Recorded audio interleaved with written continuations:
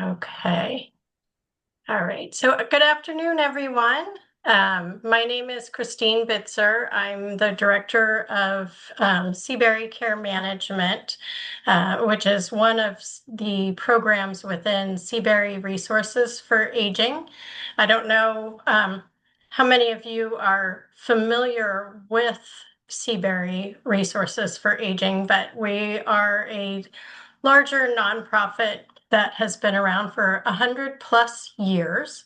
Our mission is to provide personalized, affordable services for older adults throughout the DC area. And back in 2010, we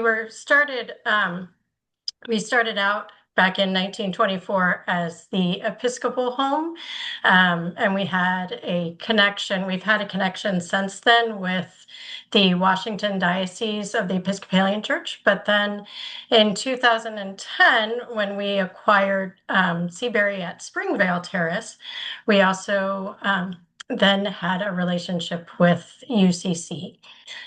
So that's partially how Reverend Martin and I were connected. We sat together at this past spring at our celebration of service, which is when every church and parish in the Episcopal and UCC as groups, as well as within the programs of Seabury, um, nominate an individual who has provided a lot of service to their community. And it's recognized by the bishop as well as the UCC church. And so it was really nice to sit next to Reverend Martin and kind of just get to know one another. And then we met offsite, and that's how I'm here today. But we have had a connection with Rock Springs because I don't know how many of you knew Mary Helen Harris and her husband Bob, but Mary Helen Harris was one of the care managers that I worked with when I started at Seabury Care Management. So definitely, although this is my first opportunity speaking with you, I have thought about you and your congregation when I think about Mary Helen and her husband and when he's referred folks to us. So that's a little bit about Seabury, but then Seabury Care Management, our goal is really to help older adults maintain a high quality of life. We have two services within that, which is care management and life enrichment. Our role within those things is really to provide counsel to older adults about, what services are out there. And I'm going to go into a lot of that in this talk, to advocate for people, to coordinate those services, really just to, help people live a quality of life that we would want for our parents and our family members. So why think about aging at all? One of the things that I like to talk about when talking about how a care manager can help is that it's really about aging gracefully. It's about planning ahead and being in control of your decisions. I know for myself and for my parents, they wanted to age in place. They wanted to live where they wanted to live. They wanted to keep doing what they wanted to keep doing. And what we often tell people is one of the ways you do that is to plan ahead, to understand kind of All right, Christine, one second. Hugh and Barbara, I think you all are not muted, and you'll just want to push the mute button, please, because we're hearing. We're here. Yeah, maybe Hugh can just mute you all. Thanks. Sorry. So part of it is, being able to recognize the choices that you want, understanding what resources are out there so that you can make those decisions when the time comes. It's also about building a support network. We talk about, when we have a child, there, for those of us who have children, there are a ton of books out there that kind of say, well, at one day, this is what you should expect, and this is what you should expect at a week and a month, and on and on until they're about 3 years old. We don't have that much detail as we get older, and part of that is because we all age in different ways. We don't know what's going to happen to us.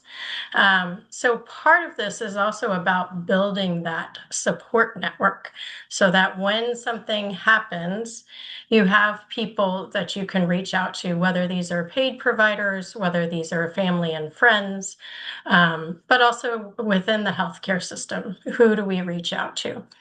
And again, it's about honoring what's most important to you. So is it about being connected with your community long term? Is it about your health and well-being? What about the values at the end of life? For example, I just met with a client this week whose situation has changed a little bit. We finally had a power of attorney put in place for her, and she needed to spend down a little bit of money. And what we talked about, or what came out of the conversation, was, you know what, when she passes away, she wants to make sure that her Jewish faith is recognized. So making sure that she has burial arrangements planned for that follow the Jewish faith and the Jewish tradition, because that's her value. By doing this, you're able to embrace change. You have flexibility. You can be flexible. You know what the options are. And then there's also that resiliency of being able to live well. Just some things to think about. As I mentioned, I remember my dad saying, "Why would I want to go live in an apartment where there's going to be people on top of me and beside me? I want my space." And I flipped and flopped. I have to say, I'm not there yet, but my poor husband has to deal with the fact that I work with older adults. So I'm always saying things like, we can't stay in this townhouse forever because there's too many stairs here. But 88% of older adults do want to age in place. However, of that 88%, only 45 say that their home has what it needs to help them manage for the rest of their life. 67% of people say that they have someone who can provide them with personal care. But what happens if that individual is a spouse or a partner? And what happens if they pass away or have to move out? Maybe they end up having cognitive issues. Falls are the biggest predictor as to how somebody's life is going to play out in the next year or two. 1 in 4 older adults fall every year, and that's a big change for people. The consequences of those falls. Hearing and vision may change, and that starts to impact your quality of life. It may also impact about how safe you feel where you're at now, and how comfortable you are.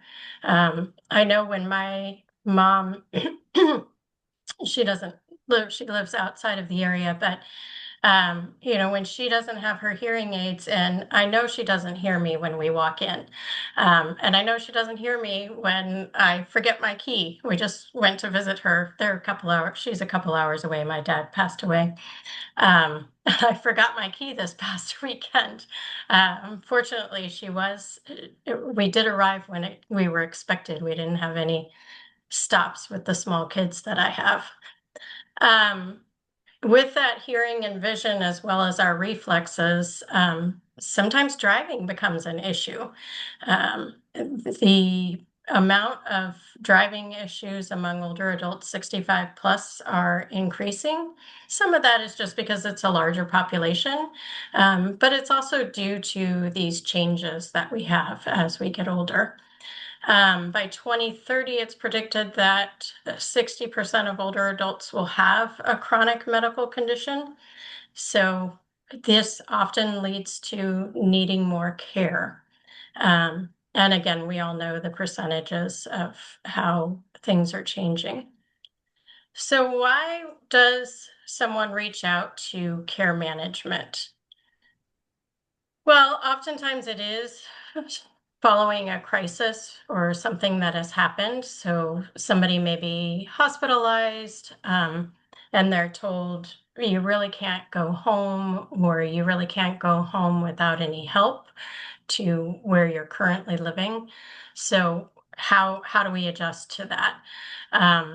The case managers at the hospital can certainly give you a little bit of information, but they're often trying, they're so overworked, they're just trying to get you out of the hospital. It might be that a health condition has reached that moment where it is a crisis. It may be that time when someone has passed away. Again, it might be someone, a spouse who's been living in the home, or maybe a caregiver. Sometimes it's the children. I would say in our practice, we tend to have about 50% of our the people who call us are the older adult who's looking for services, and the other 50% are a family member or a guardian or a concerned neighbor or friend who isn't sure that this individual has anybody to help them. Sometimes when that child visits, we have a lot of clients who their children live outside of the area. They come home from a holiday and realize, oh, things aren't going as well as my parents have been saying. And then sometimes it's also just when the caregiver, whether it's the adult child or the spouse, realizes that they need a little bit of help as well. Maybe they're a part of the sandwich generation. They're, like myself, right? I still have elementary school kids, but then my parents live outside of the area. Fortunately, my mom has a good support system in that she has friends, and there's three more of us. So. Um, So, who are aging life care managers? Typically, an aging life care manager is a social worker or a nurse who has had over 5 years of experience in aging or aging services, aging adjacent services. At Seabury Care Management, the majority of us are all social workers. This past year, though, we were quite excited because we were able to add a speech language pathologist onto our team, as well as a gerontologist. Still no nurses. However, we do work with companies that have nurses. And certainly if there's a situation that comes to us that we think really could require a different set of expertise like a nurse, then we may make that suggestion and referral. Okay. So one of the things that I talk about is the difference between case management and care management. It's one letter, it's either an S or an R, but I tend to think of case managers as people like the hospital discharge planners or the rehab discharge planners, or, for example, the government entities like from Arlington's Aging and Disability Resource Center. In DC, it might be the Department of Aging and Community Living, individuals with your area agency on aging. The difference between those individuals and a care manager partially is about that continuity of care and a boundary setting. With a care manager, we follow our clients wherever they are. And for Seabury Care Management, we serve clients in into Northern Virginia, the District of Columbia, Montgomery County, and Prince George's County. So if we have a client who is living in Arlington, but they end up going over to Sibley Hospital, we've had people who prefer to go over to Sibley Hospital. We follow them to Sibley. We work with them on their discharge plan and then advocate for them while they're in the hospital. But then also if they need to move to rehab, um, advocating them through that whole process of rehab and hopefully back home. Or if somebody needs a different level of care, then it's about talking with them and figuring out, well, where is the best place for them to go? Or can we just handle that by putting services in place? And of course, all of this is very unique to the older adult and the client. Because services are expensive. Not everybody has the same income and budget to deal with. So that's one of the things that we look at as we're developing that relationship with them, getting to know who they are, getting to know what their needs are and their goals are. Not everybody needs the same amount of care. Not everybody needs care. They just need some monitoring happening with them. Um, so we do kind of have that continuum of care, and we can cross those boundaries. Whereas, for example, when you leave the hospital, that's often the last time you'll hear from the hospital social worker and discharge planner. Same thing with the community social worker. When they get involved with a client, they often can call the hospital when the person goes to the hospital, but they can't go visit them. And if you were to move into, say, an assisted living, you're now outside of their service area, even if you live in a assisted living building in Arlington. Usually it ends at the door because how they view it is there is somebody else there who's attending to your needs. So we're able to cross all of those boundaries. The big component, though, is that relationship and that assessment process. We really do want to get to know who our clients are. And again, going back to those kind of quality of life indicators, what are their values? What are their goals? What are their needs? What do they have that's already in place or people would like to provide for them? And then where are the gaps in service? That's where the care planning comes in. Are there gaps that aren't being filled, and can we make those recommendations? As care managers, we make recommendations. We do not make decisions. It is the client or their decision maker that makes the decisions, and then we help move those forward. And there may be times when I disagree with my client, but I still simply say, well, here are the reasons why I would make this recommendation, but we're going to go ahead and move forward with your thought, and carry that through. And that includes if it's, for example, sometimes we do have a child who pays for services. So in that case, it's also educating the child about what's needed and what's available out there. A lot of times I do get panicked calls from children of an older adult saying, oh my gosh, I think my parent needs to move into an assisted living community. Actually, which is good because when I first started, they would always say nursing home. So I'm glad that we've started understanding the difference between an assisted living and a nursing home. And in talking with the daughter and then talking with the client, you get to understand why the person wants to stay where they're at and what their strengths are, and is it really possible for them to stay there. And most of the time there's education on both sides. There's education to the older adult to say, here's what makes this unsafe, and education to the child to say, here's where we can make this work. Okay. So every aging life care manager is really an expert in what the aging life care says. There are 8 areas of knowledge.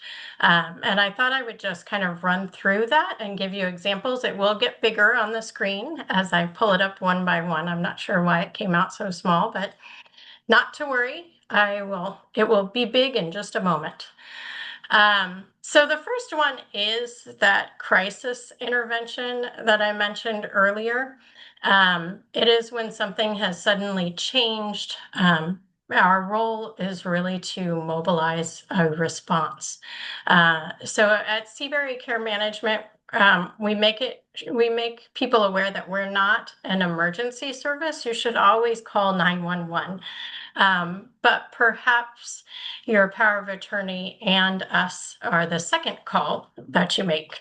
And then we can meet you at the hospital as soon as we can disentangle ourselves. And I only say that because I have had clients call me at 6:30 in the morning and I say, okay, I need to make sure everybody's set and then I'll be right there. So it is mobilizing a response. It may be putting services into place. Again, making those recommendations and then carrying that through.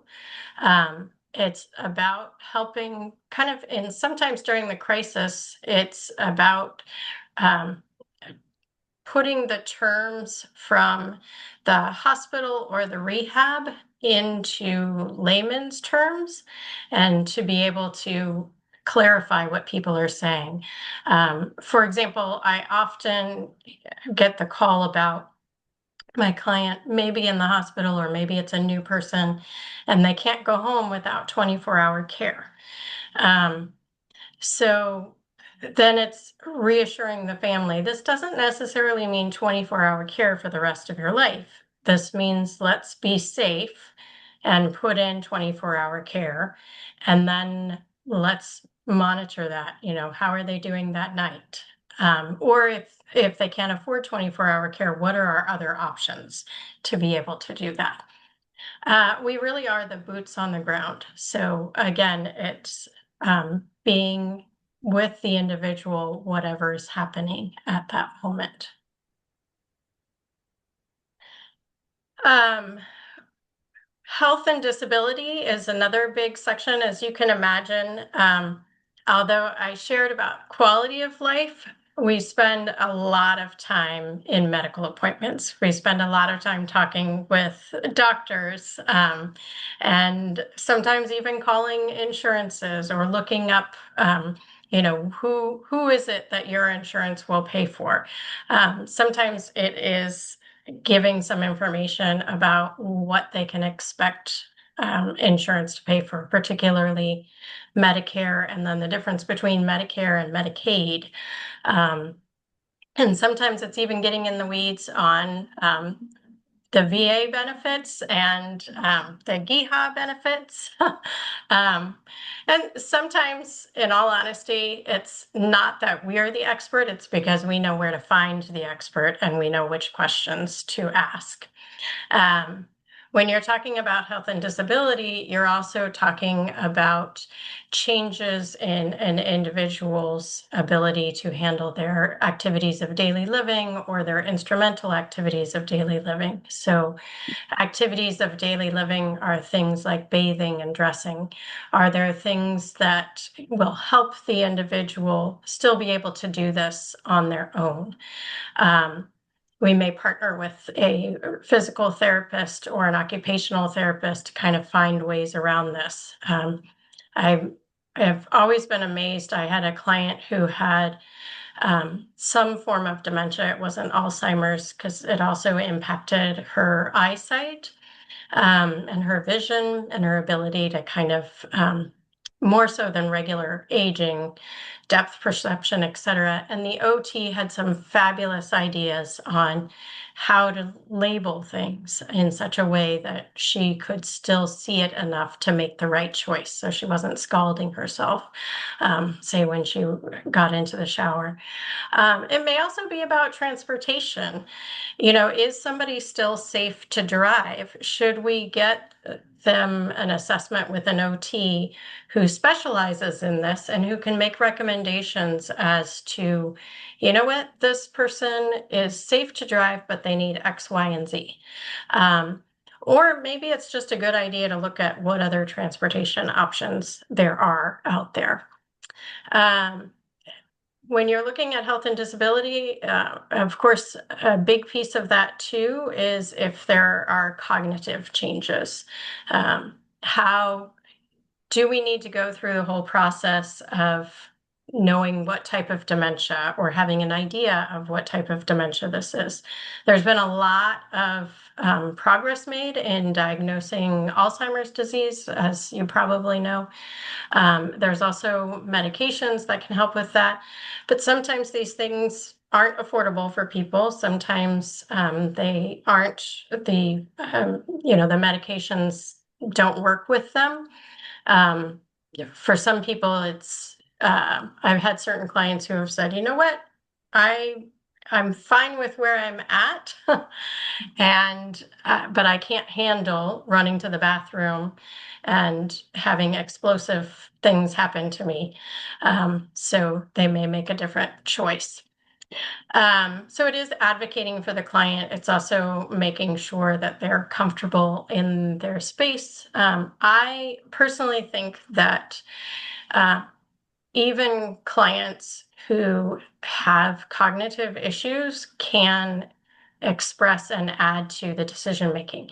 Now, am I going to ask somebody with dementia a yes no question or something that's very complicated? No, but they can certainly still add to the decision making process in different ways. Financial. This is really being informed of what do things cost and who pays for it so that we can help you weigh the pros and cons of these things. We are very blessed to live in the DC metro area. Anything that you can think of is probably out there. The question is, who's going to pay for it? So which things are worth it for you to pay privately for in your situation? Because what I might be able to pay for and seems good to me may not be the best thing that works for you. But it is talking about what's worked in other situations and how that's worked. Also ascertaining, can we do this at a lower cost? Are there other people who are willing to jump in? And I say some of this because we definitely, not we Seabury Care Management, but we as a group, as a nation, we have a lot of unpaid caregivers out there, family members who are giving of their time. Is that something they can still manage? Is that something they can still handle? Or are there other individuals that would like to be able to do something but haven't been asked? And I say that thinking of my grandmother. My paternal grandmother was a mother of 10. My dad was the second oldest. As a mother of 10, you can imagine, I have lots of cousins.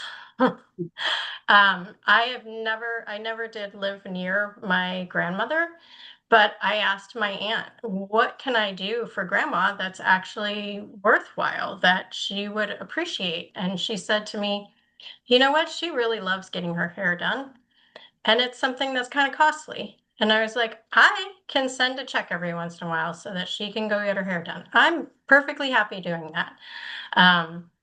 But I had to ask because my parents and my aunts and uncles didn't want to burden me with the cost of my grandmother's care.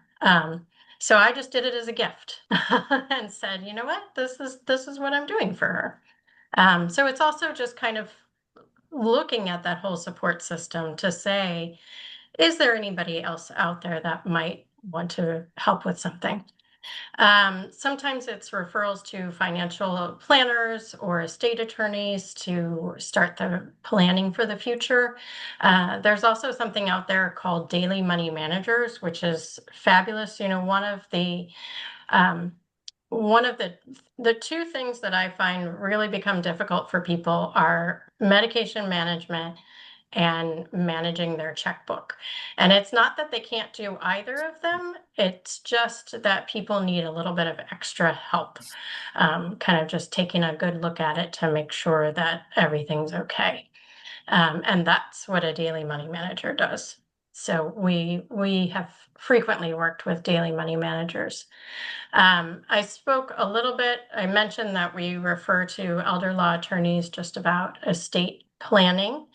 Um, we want to make sure that everybody's documents are in place. When we work with a client, we frequently have clients who are with us until the end of their life.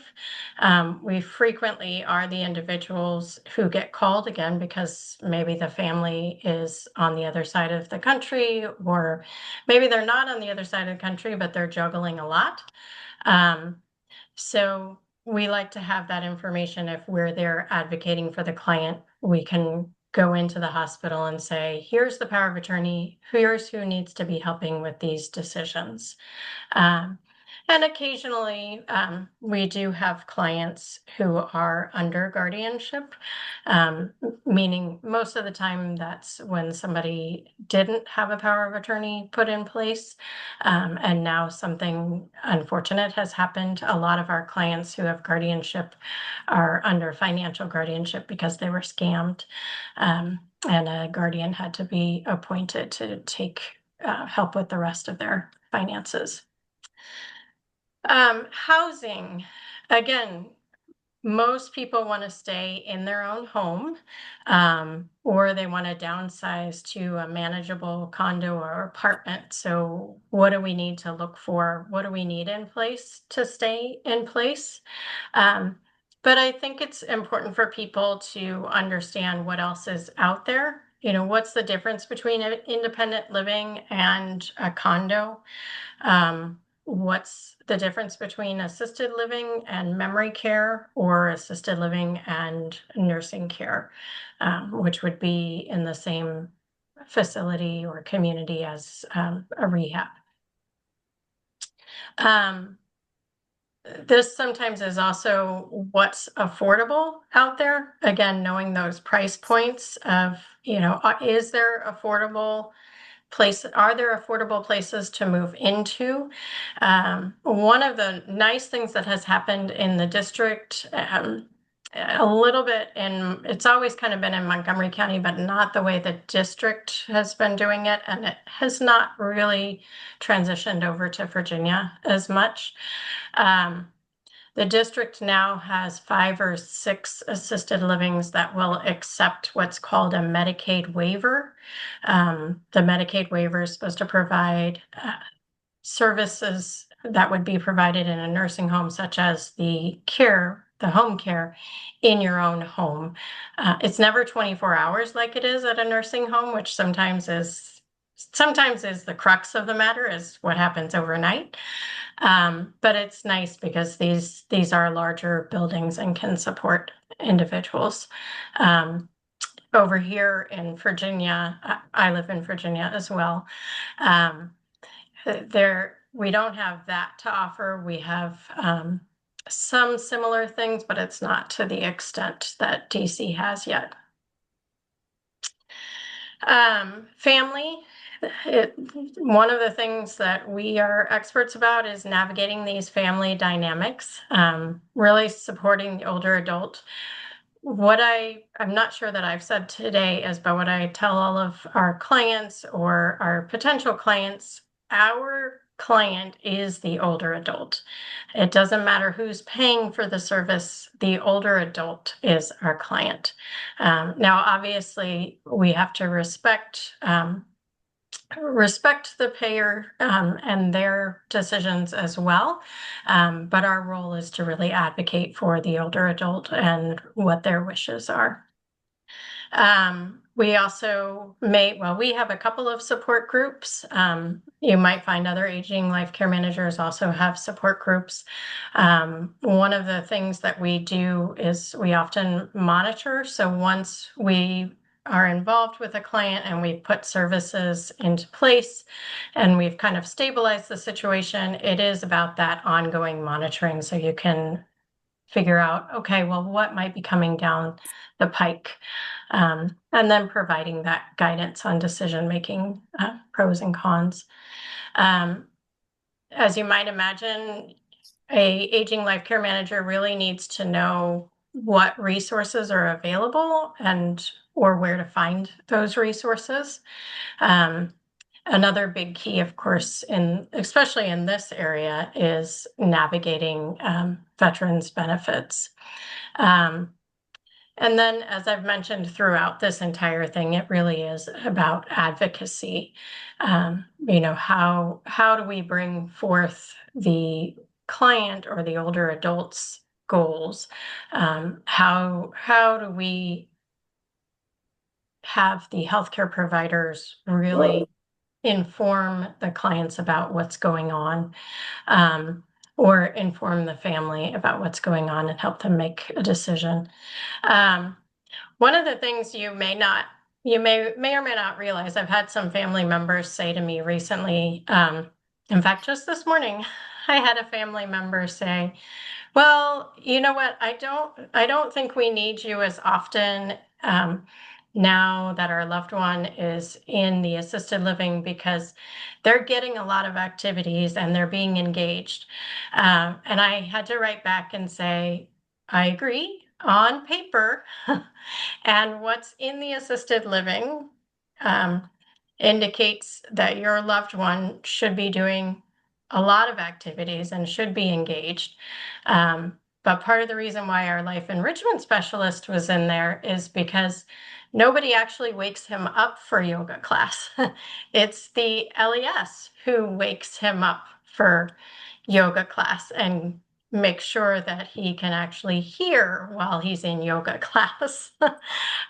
Because he also has he's in a nursing facility actually, and he's he's lost so many pairs of hearing aids, the poor gentleman, that they keep his hearing aids at the desk now, which I don't particularly agree with, but I understand. That's the decision that the family and the community came to. But somebody has to go get those for him so that he can participate in it. So there is an advocacy that happens even when somebody has 24-hour care, and presumably can handle, that community is handling everything. But it may be a time to kind of cut back. So some of the benefits of having an aging life care manager, I've really talked about this already, but just to kind of reiterate as I summarize here, it's about having that personalized care, really client-centered. It is about that continuity of care, being able to follow people across all areas of aging. The clear communication between providers, oftentimes we're that hub that's getting the information in from doctors, et cetera, and then sending it back out to family members. Again, it's not an emergency service, but we're available to meet the client when they need us. Sometimes it is about cost benefits. Care management does tend to be an expensive service. Our rates are $185 an hour. We tend to be on the lower side of the spectrum. It goes as much up to $210 an hour. Even in Virginia, that's about what it is. It might be more like 200 in Virginia. But there's also that idea of, have we gone to the right place? Are we avoiding hospitalization, et cetera? Aging Life Care, or ALCA, does have an ethics a standard of practice that we follow. And as social workers, we follow our ethical guidelines as well. Oftentimes, we can decrease a care partner's burnout just by making sure that they're taking care of themselves, but also providing resources so that they do get a break.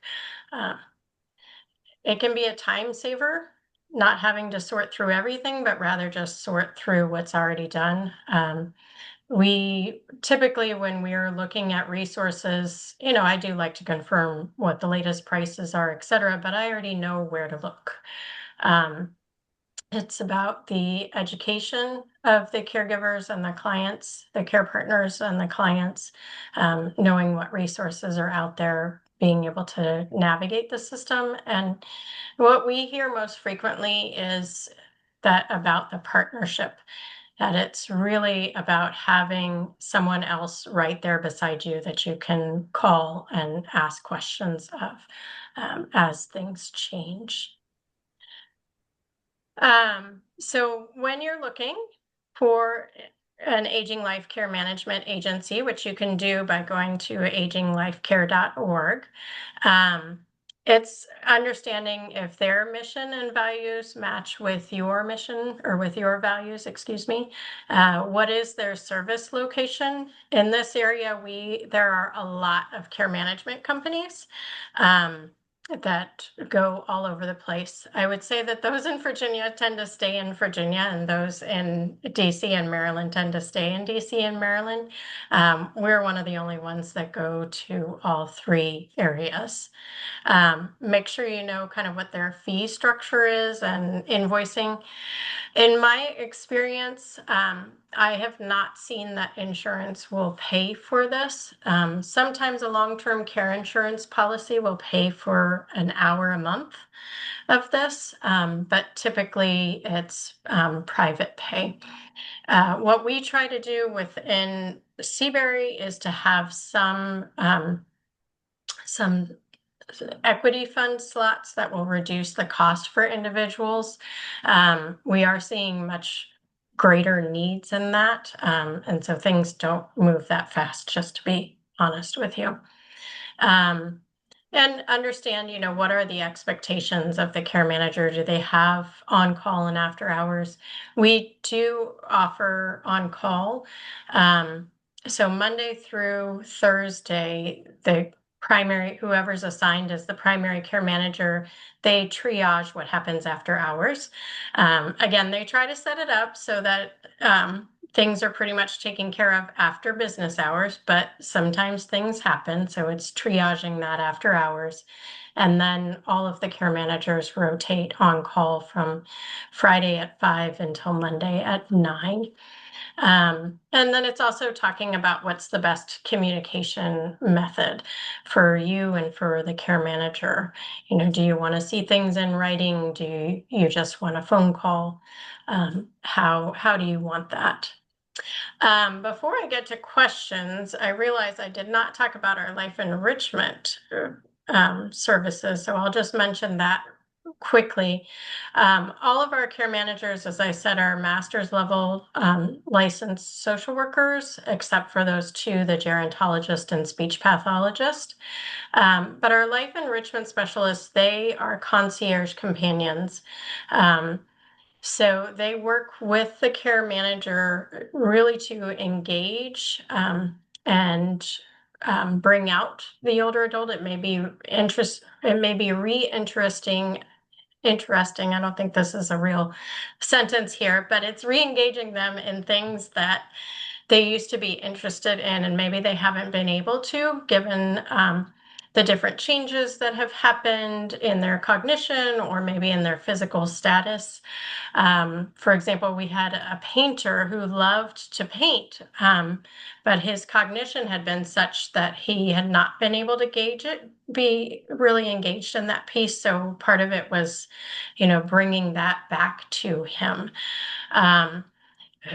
Part of their role too is to help with some of those more mundane things. So, for example, if there's a routine appointment, I might say, you know what, why doesn't the life enrichment specialist take your parent or you to the doctor and take notes, because that way it's a little bit more affordable.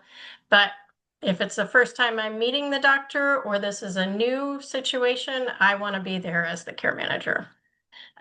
So that's been a really nice balance with our life enrichment, just to kind of engage individuals and combat that loneliness and isolation. So we have a few minutes left. Can I answer any questions for you? And I will send out the slides and the recording after we're done. Was that helpful to people? I saw a lot of nodding as I was going on, so that's good. Nodding and applause from Becky. That's great. Thank you. Yeah, I find So I it. know some of you came in with questions. I have a question about what your experience is with live-in help for people. A lot of us have larger homes where we might be able to set something up for someone to sleep there at night. It still would you would need paid care during the day. But what's your experience with that? Has it been helpful? Has it been difficult? It really depends upon the person. I actually have a client right now who's using live-in services. Um, when I first started, that was really popular. I started as a care manager 16 years ago. So when I first started, um, there were a lot of people who wanted that, and then it seemed to die off. And now I'm seeing a bit of a resurgence to it. Um, Companies are offering that more. I would say, the price point for that is going to be kind of steep. It's about 350, sometimes even more than that, 400, which is about equal to a nursing home, actually. Are you saying that's per day, Christine? That's per day. That's per day. Which is less than if you were paying somebody an hourly rate for 24 hours. But as you mentioned, you have to have a place for them to sleep. They need to have 8 hours of downtime, so that is a possibility. You have to not be getting up at night. So once somebody has kind of moved over to that situation where they do need to get up quite a bit at night and they definitely need some assistance. By Ruth, um, we you'll have to move to hourly care. So it is possible. People actually really do like that because you build a relationship and there are less caregivers. So if you need 24-hour care, and it needs to be hourly because it's overnight, you're probably looking at least 6 caregivers, just based on, not having somebody work more than 40 hours. And then if you have somebody who's living in, that's probably just 2 caregivers, maybe 3 caregivers. So that is really nice.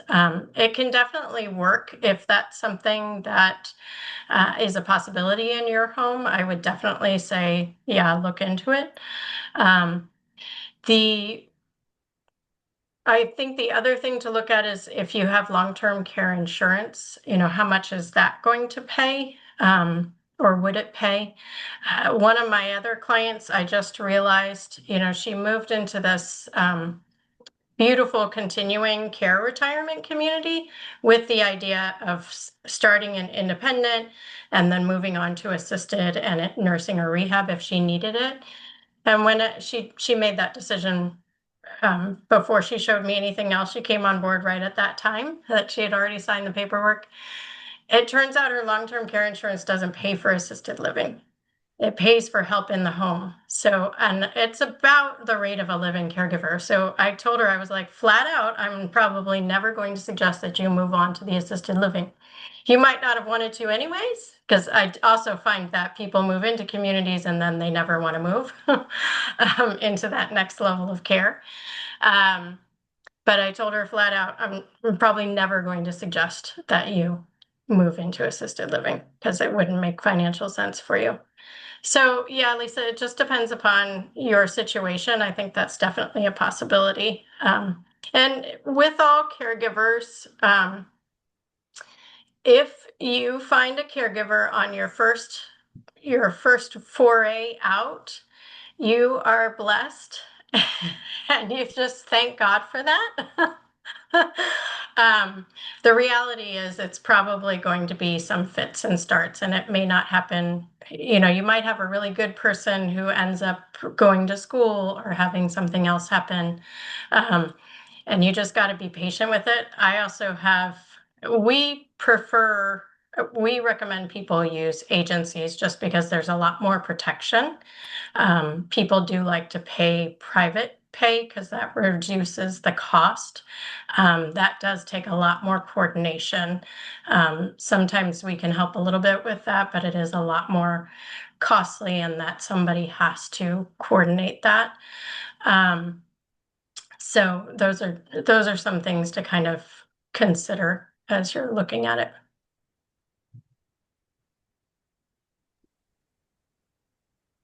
Any more questions? And you're welcome to give me a call and talk through anything. Yeah, I really appreciate, Christine. One of the things that you offer is this 30-minute free consult call, which Yeah. can really be a wonderful idea if somebody is struggling with the situation.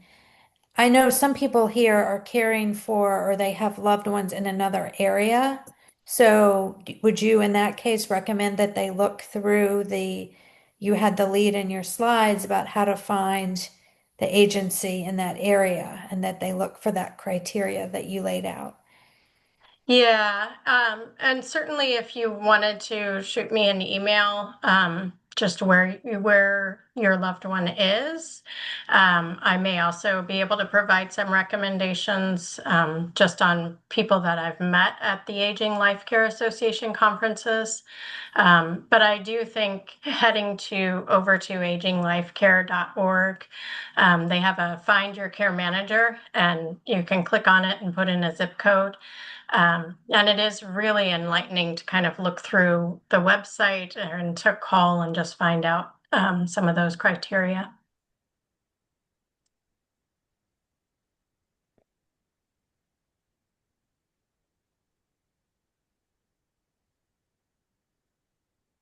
Okay.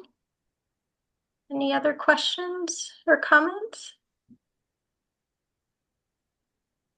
Thank you all for spending an hour of your time with me. I appreciate it. Thank you so much, Christine. This was really informative. Thank Good, you. good. It's great. And we will have the recording, as she said, which is great because some people I know reached out to me that they couldn't be here today. Okay, great. Yeah, well, I look forward to having more conversations with you all. So please feel Thank you free to reach again, out. Christine. Thank you. Bye, everybody.